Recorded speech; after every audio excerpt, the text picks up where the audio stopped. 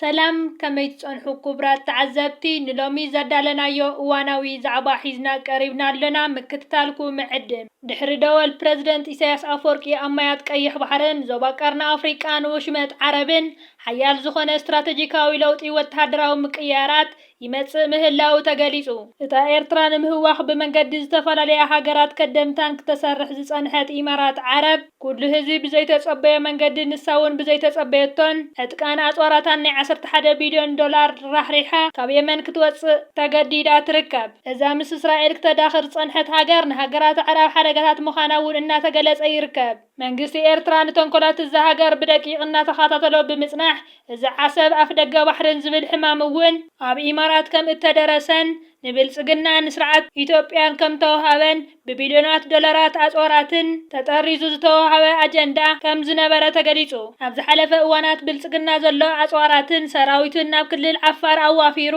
ናብ ዓሰብ ንምእታው ናይ 0 ሰዓት ተሪፋት ንዝብል ዝነበረ እውን ኢማራት ብምትእምማን ከም ዝኾነ ተንተንቲ ፖለቲካ ይገልጹ ስዑድ ዓረብ ድማ ነዚ ተኽታኺ ተግባር እዚ ኣይተቐበለቶን ምክንያቱ ስዑድ ዓረብ ዋና ዓሰብ ናይ መን ምዃኑ ማዕረ ኤርትራ ስለ እትፈልጥን ኣብ ጎኒ ህዝብን መንግስትን ኤርትራ ስለ ዝኾነትን እዩ በተወሳኺ እውን ኣብ ሱዳን ኢዳ ብምእታውን ኣጽዋራት ብምሃብን ንሓይልታት ቅልጡፍ ደገፍ RSF ብምሕጋዝ ኣብ ቀርኒ ኣፍሪቃ እትርብሽ ዝነበረት ኢማራት ኣብዚ ሕጂ እዋን ሰራዊት ሱዳን ኣብ ልዕሊ ቅልጡፍ ደገፍ ሰራዊት መሐመድ ሓምዳን ዳጋሎ ከቢድ መጥቃዕቲ ብምውሳድ ከቢድ ስዕረት እናጋጠማን ከም ዘሎ ዝተፈላለዩ ማዕኸናት ዜና እናገለጻ ይርከባ በተወሳኺ እውን ኣብ ጽዑቕ ወተሃደራዊ መጥቃዕቲ ዘሎ ሰራዊት ሱዳን ዋንነታ ኢማራት ዝኾነት ናፋሪት ኣብ ርእሰ ከተማ ዳርፉር ንያላ ሓምሽሹ ከም ዘውደቐ ተገሊጹ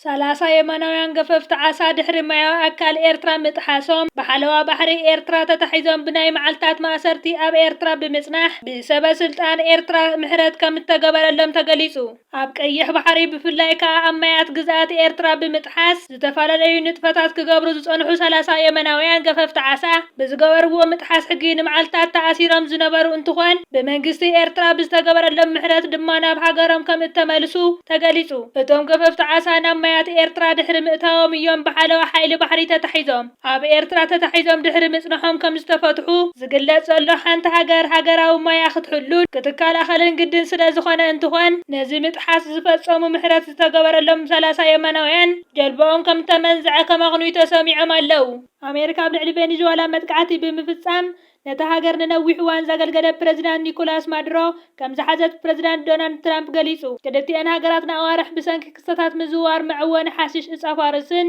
ክሰሓሓዋ ብምጽናሕ ኣሜሪካ ሎሚ ለይቲ ብዝፈጸመቶ ደብዳቤ ወተሃደራዊ ስርሒት ንፕሬዝዳንት ቬኔዙዌላ ምስ በዓል ቤቱ ከም ዝሓዘቶን ካብቲ ሃገር ከም ዘወጸቶ ፕሬዝዳንት ዶናልድ ትራምፕ ኣብ ትሩዝ ሚድያ ገሊጹ ይርከብ ሓላፊ ምክልኻል ቬኔዙዌላ ቭላድሚር ፓድሪኖ ኣብ ዝሃቦ ወግዓዊ መግለጺ ብመንግስቲ ኣሜሪካ ገበናዊ ወተሃደራዊ መጥቃዕቲ ተፈጺሙ ኣሎ ክብል ዝገለጸ ኮይኑ ብዛዕባ ትራምፕ ንማድሮ ብመሓዝ ዝሃብዎ ቃል ግን ካብ ቭላድሚር ፓድሪኖ ምላሽ ኣይተዋሃበን ፕሬዝዳንት ትራምፕ ኣብ ማሕበራዊ ሚድያ ትሩዝ ኣብ ዘስፈርዎ መልእኽቲ ኣሜሪካ ኣብ ልዕሊ ቬኔዙዌላ ዕዉት ዝኾነ መጥቃዕቲ ብምፍጻም ንማድሮን ኣብ ትሕቲ ቀይዲ ኣእትያቶላ ክብል ገሊጾም ኣለው በቲ ዝተኻየደ መጥቃዕቲ ኣብ ርእሰ ከተማ ካራካስ ካልኦት ክፋላት ቬኔዙዌላን ከቢድ ምፍንጃልን ኣብ ብርክት ዝበለ ቦታታት ምንቅጥቃጥ ከም ተሰምዐ እውን ተገሊጹ